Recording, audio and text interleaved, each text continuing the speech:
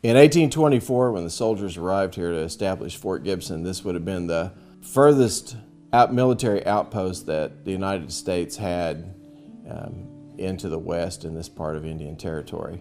They were basically arriving with their supplies and tents, their draft animals, a few keel boats, and the equipment to build a fort. Their first task would have been to clear out the canebrake that was growing along the side of the river and acquire the materials to start construction on the fort. So they would have had to have quarried stone for for supports to put the logs upon. They would have had to cut timber to start constructing the log fort itself. And so basically what they were constructing was a series of log cabins that were connected together that made a square. And they would have defensive positions, eventually that they would build. That would be blockhouses, storage for food, ammunition, things of that nature. Most of their time would have been spent in those first few months to try to, because they arrived in April, so they would have to have quarters built by the time that that fall and winter arrived. That was what most of their daily life was like, construction on the log fort. So a lot of timber work that they would have been doing. And of course, in the middle of all of that, they still had to do duties of a soldier. They had to, they had to stand guard duty. They had to prepare meals and cook food for for all of the soldiers. So, along with what they were typically used to doing as a soldier, there was also the construction side of it as they were working on the log fort. Most of the soldiers that served in the regular army during that time, which is what manned many of these posts along the frontier, were immigrants. They had come to America. They had very little opportunities for work. So the Army was fairly attractive. They would sign a 3 to a 5-year enlistment. It did several things for them. First of all, if they served out, they could receive citizenship at the end of their service.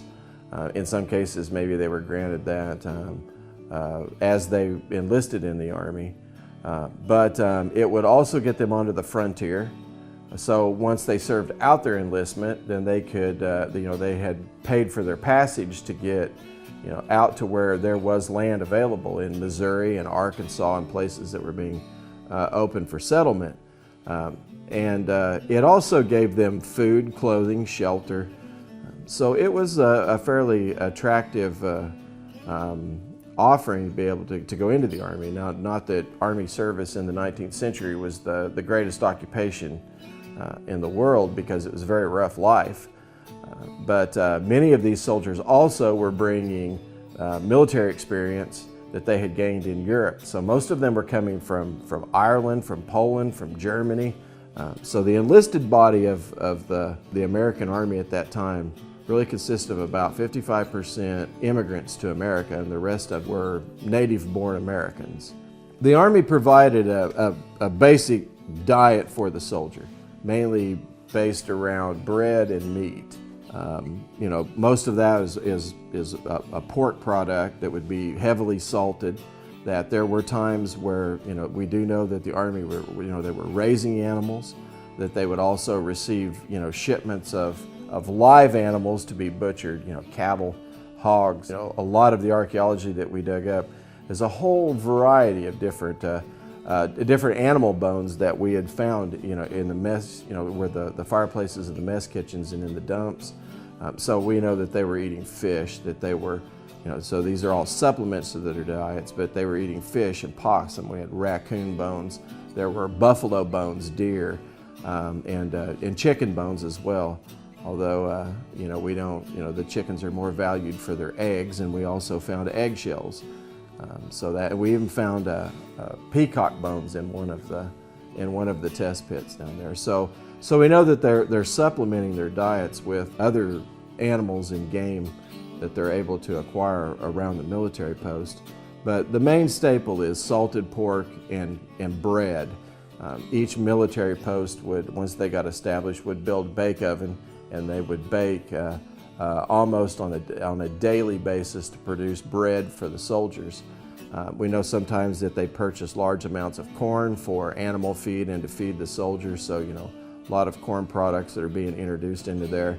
And then of course with this ration you receive hominy or rice, you would receive beans or peas.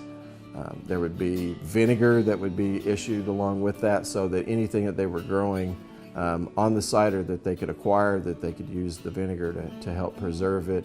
And then they would receive a coffee ration. In 1832, the Army changed from receiving a whiskey ration to a coffee ration. So I'm sure in that time that soldiers weren't really very happy about that. But so also to go along with that, if you just ate the Army ration, you would eventually end up getting scurvy, because there's not a vitamin C in there, there's not green vegetables. So the surgeons always encouraged the companies to grow their own food. And with so many people who were accustomed to farming, particularly here at Fort Gibson, you're in fertile bottomland down there where the fort's at, and they had some of the finest gardens. So there were gardens on both the east and the west side of the fort. Each company would have their own garden. The officers would have their own gardens. Even the commanding officer would have his own garden. And they would tend to those where they could grow fresh vegetables. To be able to feed that army was a mass undertaking, because there were usually 300 to 500 men that were stationed at here at the fort at one given time. That's quite a lot of food daily that goes out of the commissary to the mess kitchens and then onto the tables to feed these men.